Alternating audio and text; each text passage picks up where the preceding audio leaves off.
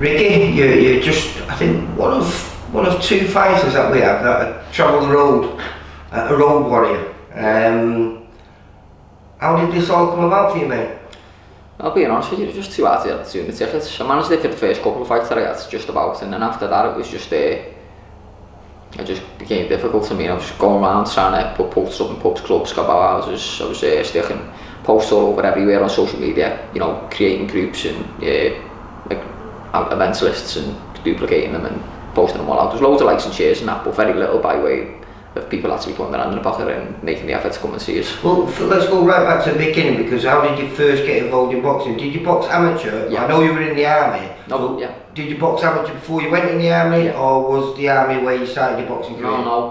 One of my mates I went to school with, a lad called John Reynolds, he used to box at St. Teresa's and on a screen while we were in school, and he bet me onto that. And the first coaches that I had was Paul Allen, Danny Redden and Mick and Joe McVeigh, and I had two for them, won both for them, and then I went in the army. I done my inter-companies, won them twice, done the command services, done the armies and the command services and all that kind of stuff. I got like three command services titles or something like that. Done a few unlicensed ones in between, even boxed Quinny in the unlicensed circuit on one of Mike Armstrong's BBF builds. Quinny, the German. Yeah. Very good one. He is good. I mean, his last one. He's a big lad as well, isn't he, compared to you? Yeah. He said I whacked him in the back of the head and nearly put him again at one point, but I mean, that's just true, you know. He's a good lad, you know, he's game, he's up for it, and he enjoys it, and you know, we always get on that well when we see each other. Well, do you bump into a lot of the guys? Because we've got a few of the guys that do it. I mean, you know, if they're on the same shows as me, I'll speak to a few of them, like, recently, like down south, there was a lad called Kareem or something like that, like some Asian kid, he's sound, he's a nice kid, but other than that, the likes of Quinny and Brett Friday, I mean, you know, I think I've got like a few of them on my social media and that, even the likes of, you know, Christian Late, I think he's down like non-eating weights, and he's been looking for work and whatever else, and you know, when he's been saying what he's been after, and I've been like searching and sending him little messages trying to like help him get some jobs and what, you know what I mean, you know, it's like, how to call it, you just try and look out for the people who are in the trade, don't you? It's like, I look out for people who are veterans, friends, relatives, just anyone really, I'm just a people person. You've been, I think, next month you'll be coming up to 3 years as a professional. Yeah, no, this is my fourth year now. No, I think you started, your first fight was 2016? You sure? Yeah. No, I'm pretty sure this is my fourth year. I might be wrong, I thought it was 2016, it's your first fight, May 2016. No, Joe Beeden was the first one. Don't know the exact date, but I mean, he came in like 8.5 pounds heavier than me. John was a bit unsure about it, I think, because he'd come in so much heavier, but I looked at him and I just thought, you know, he's just turned around and just walking around with it. What I was trying to get to anyway is the fact that you've perhaps not had as many fights as some of these other genuine road warriors, however you want to say it, but the reason is because a lot of people turn you down, mate. Oh yeah, I have had a few cry-offs. I mean, I'm not going to start naming and shaming, although, you know, it'd be funny if I did, considering some of the names that are involved. I was surprised, you know, you're talking, I think you had 4 pull-outs. No, I mean, all in, I think I've had one kid couldn't do the tickets, one lad offered me £6 for 4 rounds money, no, he won £6, you paid for 6 rounds. And another lad, I think his show got cancelled because the promoter had an heart attack or something like that. Other than that, it's just like, you know, between the teams or the fighters themselves, they decided that it was too big a risk and they didn't want to risk the lads losing their unbeaten records against me, so the fight got called off and they changed the ball move with about a week or two to go before the fight was due to take place. It'd be fair to say you go with an attitude as you're trying to win every single fight, aren't you, mate? Well, you know, where I see it is you know, could be the golden ticket. It's an opportunity for me. If I beat somebody decent, that might change things. I don't know. Does that give you great inspiration when, you know, Brett Farrell is on your record as well? Yeah. He's now topping the bill at the Victoria Warehouse on one of our shows, fighting for the English title. Do you feel if you could get a run going, that's something that could happen for you? Well, never say never. I mean, you know, if that's on the cards and it's a possibility, I'd be more than happy to go for that. That'd make my day. But I mean, most journeymen are out on the road doing a job because they know what to do and they you know, they earn fairly good money. You're a road warrior who's not fighting as frequently as them. So realistically, what keeps you going? I mean, because the money's got to be that infrequent that it's not something that you can live on. Well, so, how do you keep yourself going? That's what I'm saying. Is that that opportunity of maybe that big fight coming along, getting that opportunity and taking it, is that what keeps you going? Yeah, I just want to like do the best I can with the time I've got left, however long that may be. I mean, you know, I've obviously in recent fights I've had like little niggles and that. I'm not going to go into too much detail on that, but usually that's down to poor equipment that gets provided at the shows. If I ever get offered a crap pair of gloves in future, I'm just going to refuse, or I'm just going to take 2 sets with me, because if we're wearing the same gloves, they can't say nothing to me then. So I've got 1 set already there, and Steve's going to box me off with another pair in a bit, so in future there'll be VIP gloves on display. You've fought some top prospects. I mean, you fought Kazes, who's fighting on this show on May the 4th. You fought that Louis Lin, Gamil Yafai, you know. Sean Goldrick. Yeah, you know, you fought. That was my opportunity, and if it hadn't been for the referee taking 2 points off me in the 5th round, I'd have probably got that. Because that was on a Sky show. It only got changed to 6 rounds literally just before I walked out, because they had 2 stoppages, and the lad who went in before me, I think he'd done his knee or his ankle in or something like that, and it was a live float just before the main event for the Lee Askins versus Ryan Burnett at Belfast.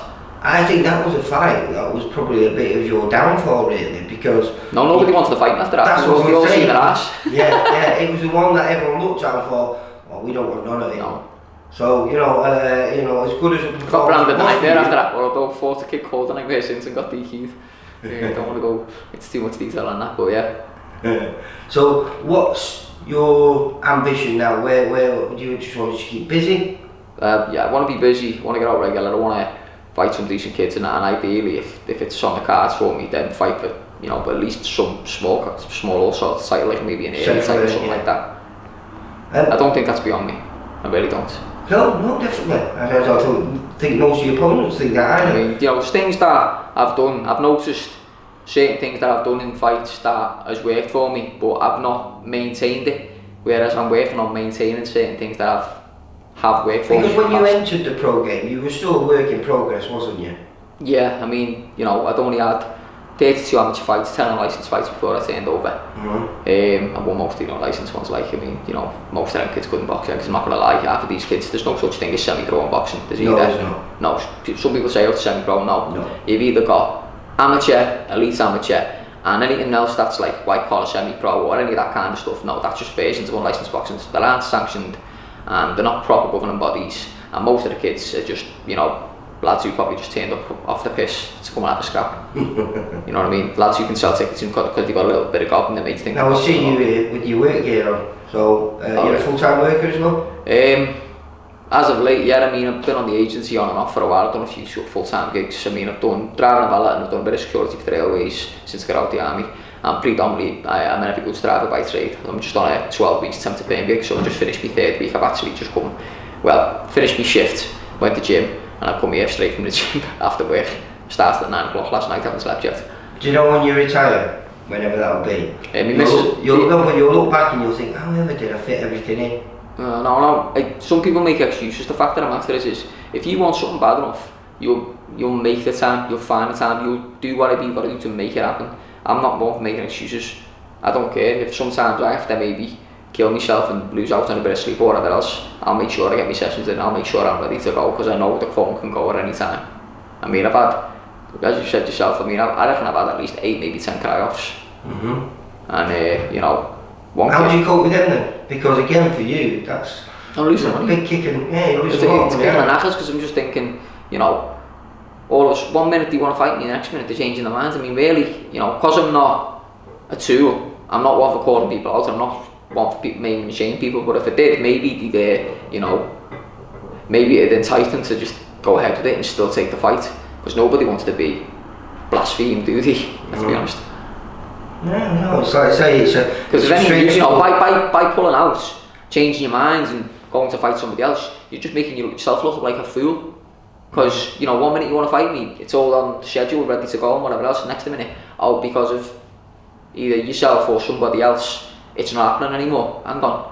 Your fighters supposed to fight. This is why I don't think we can call you a journeyman, even though your record suggests that you are. I think you're a dangerman, because, like I say, because of that fight with Sean Goldrick, where you were very close to causing an upset, If it would have been forearms, I probably would have got it. Just stuck it as it was. A lot of people feel like, you know, we don't want any of this kid. I mean, I remember when you turned over, well, you didn't turn him over, but a young kid who's a good prospect, George Brennan. Oh, yeah. And I think it was just a little bit too soon for him. He was only young. He took points off me, and that's the only reason I never got it, because even when they done the write-up on the Boxing News, they said we were both 13, and being honest with you, he just did it a bit better. And even on the write-up for seeing it, he said he was probably worse than me, and they thought I deserved the nod. That was what they're, well, there's only like a little caption in that, but basically the guy who done the write-up on it thought he deserved it. I've seen some of the write-ups on some of the recent fights against some of the lads who, how did that feel, fighting on what should have been a home show for you, but wasn't, when you fought Omar Duzzer? You ended up getting a draw, was it over 6 rounds? Yeah. And you know, you both VIP fighters. You know what I mean? Because you know, I knew myself. I thought, yeah, I've got this. But I followed up on him when I caught him in the 5th round. I reckon that I finished him. Like, even when I boxed Billy Stewart in Aberdeen, John reckons there's a couple of times there, like in the 1st and in the 3rd, if I'd followed up on the attack, I probably would have stopped him. But I think the main issue with that one is I detoxed my body, and I done the weight wrong, and I came in heavy, and he made me lose some extra weight in that. And everything I guess up after the weight in, I couldn't hold nothing down. I was skewing up like from after the weigh-in up until about an hour before the fight the following night.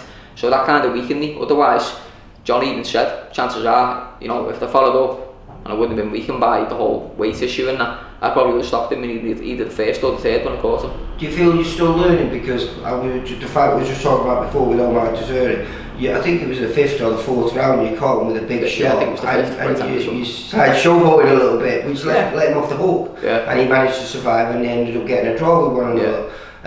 He started like, you know, like that on the canvas, like that. Thank God I haven't lost me unbeaten record. But what I'm saying though to you is, are you learning from these fights now? Do you feel, because obviously with the guy we were talking about before, Brett Fidel, he's now fighting for the English title. I think his record is 13 wins. I think he's got something like 49 like 67 losses. Fights, yeah, 49 losses or something on his record, you know. You know yourself, most of them, they weren't deserved losses. It's just because it's all about getting the home kid to win. The ticket seller. You're already 3 steps behind him before you get in the ring, because he's got the crowd, the referee and the officials on his side. But also, do you not think even though you're at a disadvantage, because you know this kid's probably at 8 the pressure's on him because he's got the tickets, he's got it before. That's what I was going to say, the pressure's on the home fighter, because he's expected to win. Yeah. He's expected to win, and you know, anything less is a massive disappointment for him. Yeah. So really, when you get a draw, that's just their way of saying you beat our kid, but we don't want to take a loss on his record, because that might mess up his following, and he might not be able to shift as many tickets. He might not be able to fight on the bills anymore. He might have to pack in because he can't, and he's scared to go on the road. I'm afraid I don't want to fight anyone anywhere anytime. When I box Louis Lynn, being honest, I mean, I'd say out of all of them, he's probably the best. I'm not going to make no bones about it. But that said, we waited ages before we went out to have the fight. If Brian Doyle's fight with Reece Bellotti would have went another round, we'd have been on after the main event. I'd already warmed up plenty of time previous to that, but by the time we went in, I'd gone stale. You know, because I was sat in the changes that bloody long. It was like, you know, when you're at that bus when you first got ready. Like when I got ready for my gold rush, I'd only just warmed up. And the negotiations to get it up to 6 rounds was literally just before I walked out for the fight. They needed to make the time up before the main event because of the stoppages building up to it. So they said, well, I'm not going to go into the figures and stuff like that, but basically it took all of 30 seconds to do negotiations, and as soon as that was done, we were straight out having it. I suppose that was a nice little boost for you going out there, knowing that you're getting a little bit more than you were before, so perhaps maybe... Well, you know, we'd only prepared for 4, and I said, John, do you reckon I'll be alright for 6? Because he just offered it to me there and then. Because he goes, oh, you can do us a massive favour, could you? Goes, go on, what is it? Could you do 6 rounds for us instead? I said, what do you reckon, John? Do you reckon I'll be alright for 6? He said, you've been averaging whatever he was doing on the bag and the bar. He said, yeah, you'll be alright for 6. But tell them, because they're only just putting on you now, you want this much for it, which is probably double to begin. And he went, because I said, must have blew through already on the radio, something like that, and he went, obviously offered me somewhere in between, plus expenses, which rounded it up to about, you know, more or less what I was asking anyway. I was like, yeah, Sam, let's go. Let's have it. We just had it. It was great. So you enjoy it though? Oh yeah. Don't get me wrong, does get a bit disheartening, especially when you have fights where you know yourself you've done enough. Like, I'll stand there and I'll have like, you know, brave face on me as if to say, listen, yeah, you might have got the decision, but we both know we really won. But where I was trying to go before is the fact that because there's no pressure on you to win, do you feel that just makes it that much more easier to go out there and perform? I don't know, it depends on where you're fighting, because being honest with you, I mean, I'm not going to lie, when you fight in Scotland, it's really hostile. Yeah. Yeah. You know what I mean? It's I'm not gonna lie, it's a little bit uncomfortable when you fight in Scotland, and you've practically got to knock them out to get a draw, or so the saying goes. And when it comes to being a fighter, if you want to be a prospect and whatever else, the fact of the matter is, as the saying goes, you're only as good as the ticket you sell. I can't sell the tickets as much as I've tried, and I'm busted up trying to do it. I'm not gonna lie. I mean, I'd work my shifts, and then I'd be out putting posters up here, there, and everywhere, going to businesses, approaching them, trying to seek sponsorship, and explain to them what I'm going to be doing for them, what they might be able to do for me, and whatever else, and seeing if I could sort something out. And a lot of the time, it was to no avail. It's a bit disheartening, because you just think to yourself, I mean, I'm grafting my backside off, weird as well, because doing my day job, I'm still doing this, easy. and then I'm still trying to juggle time with me family, like my kids and that as well. It's hard work. There's not enough hours in a day. I wish I had Bernard's magic watch so I could just pause time so I could do the training and get my head down. But you still do it? Yeah. And how long do you think you're still going to be able to do this for? I don't know. It depends. I mean, if this gets hurt again, I might have to call time on it. But otherwise, I don't know. I mean, I think my better half wants me to jack it in when my licence runs out in March next year. But if I'm doing well and things change up a little bit, and obviously maybe she might get used to the money, I don't know. She might let me carry on. Although when I was out of work, when I first broke my hand against that Lewis Fielding kid, that was set me back a lot. I mean, I got signed off sick for 6 weeks, I couldn't work. I got myself signed off early. I was due to go on holiday. What would your advice be to any young fighter? I've seen you put a little post on Facebook. I tell it like it is. Nobody understands how it works. The fact of the matter is, right, if you want to be a prospect, you've got to do well as an amateur. That way people know you're in the public eye, people see you, you've got all that exposure, all the TV, everything else. Chances are you probably get approached by people to sponsor you if you've done well as an amateur. Short of that, the only way you're going to get an opportunity as a pro, if you do go as an unknown, is if you do Sam Egginson. Which basically, when he fought Frankie Gavin, he beat him in an emphatic fashion. I might add, that turned things around for him. Then he became the circuit seller, he had his own show. Well, did he have two? He lost in the finals with two prize fighters as well, which gave him a little bit of money. Yeah, but I mean, his last two fights he might have lost, yeah. But up until that point, he hadn't lost a fight since he beat Frankie Gavin, and he was on the cards to, for great things. But I mean, he might still have something in him because he's still relatively young. I reckon he's got a bit of time in him. I hope he does. He turns it around a bit, because he's a good fighter. Yeah, I'm sure he will. He's only young, isn't he? He's only just touching 25. And he's already British and European champion. Yeah. Most people have never get to that. He's a good, you know what I mean? He's one to watch. And he's tough. Yeah. Very tough. Like I say, it was the eye that stopped. And I think we've got to respect Liam Smith, because he is world class. Yeah. Without a doubt. So. Yeah. Hey, I wonder if his brother will end up trying to get Canelo's redemption now. If that happens, imagine that, that'd be so fine, wouldn't it? If they could bring him over here. Or even get him to fight Triple G.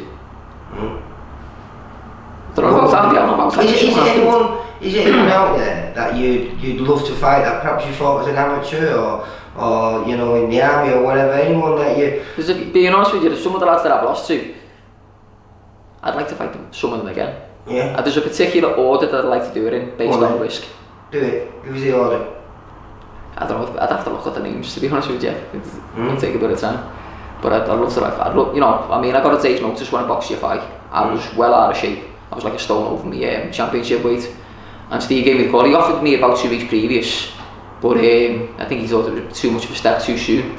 Because the lads who was meant to fight failed the medical, they needed a last minute replacement.